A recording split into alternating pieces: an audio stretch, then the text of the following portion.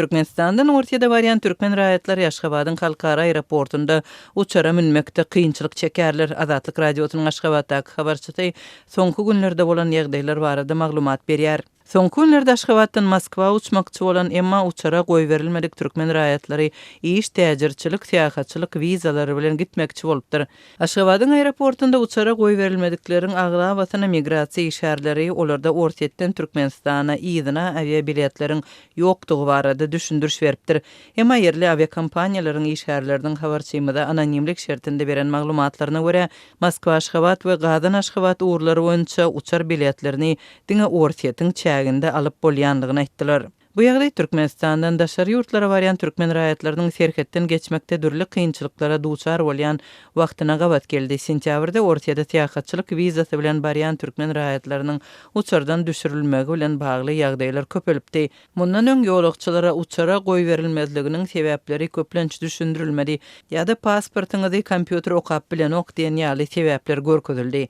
Bu aralykda ortaýatyň daşary işler ministrligi raýatlaryň iki ýurda arasyndaky syýahatçylygyny çäklendirmek hakynda gepleşik alyp barylmaýanlygyny ma'lum etdi. Russiýa Federasiýasy bilen Türkmenistanyň arasyna raýatlarynyň özara hereketini çäklendirmek maksady bilen gepleşikleriň alınıp barylmaýanyny ýene bir gezek noktaýarys. Dip Rus mediasynyň 28-nji sentýabrda çawedin habarynda edilýär we bu beýanatyň ortaýatyň Aşgabatdaky elçihanasynyň hamaly syýahatçylyk wizalaryny bermegini bet edenligi baradaky maglumatyň habar beriş serişdelerinde çap edilmegi bilen baglanşyklydygy bellendi. Şeýle-de ortaýatyň daşary işler ministrliginiň beýanatynda Türkmenistandaky Rus elçihanasynyň konsulluk bölüminiň hemişeki tertipde işleýänligi aýdylýar. Soňky 2 hepdeniň dowamyna takminan 6000 wiza berildi. Olaryň 2800 bilim, 2200 bolsa syýahatçylyk wizasy, elektron nowat ulgamyny ulanyp wiza almak üçin oktýabr aýyna 8000 töwerew adam ýazyldy. Dilip maglumatda aýdyldy. Türkmen häkimetlerinden raýatlaryň ortada gitmekde duçar bolýan kynçylyklary barada resmi maglumat bolmady.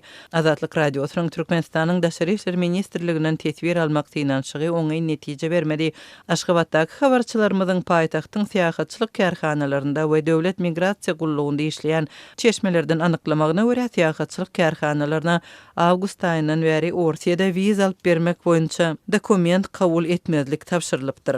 Bize hökümetten gelen bir näçe emeldar mundan beýlak Russiýa ugry boýunça syýahatçylyk isimiziň dogly tokutuljakdygy 2025-nji ýyldan başlap bolsa umuman daşary ýurtlara syýahatçylyga gitmekde türkmen raýatlaryna edýän hyzmatlarymyzyň hem dogly ýatyrylyp ornuny diňe ýurt içindäki syýahatçylyk häkimetiň razylygy we targydy bilen gelýän ören teýrek daşary ýurtda resmi delegasiýalary we syýahatçylary iň möhüm we adatyn daşary ýagdaýda hökümetiň özüniň ýolanmasy bilen daşary ýurtlara syýahatçylyk wizasyny almaly döwlet emeldarlaryna hyzmat etmekligi taýýarlanmalydygyny aýtdylar. Dip Aşgabatly syýahatçylyk karhanasynyň işgäri anonimlik şertinde gurrun berdi.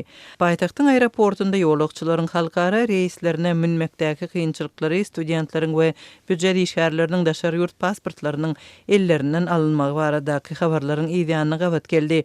Türkmenistanyň raýatlary ýurduň daşyna çykmakda ýyllar boýy kynçylyk çekip gelýär.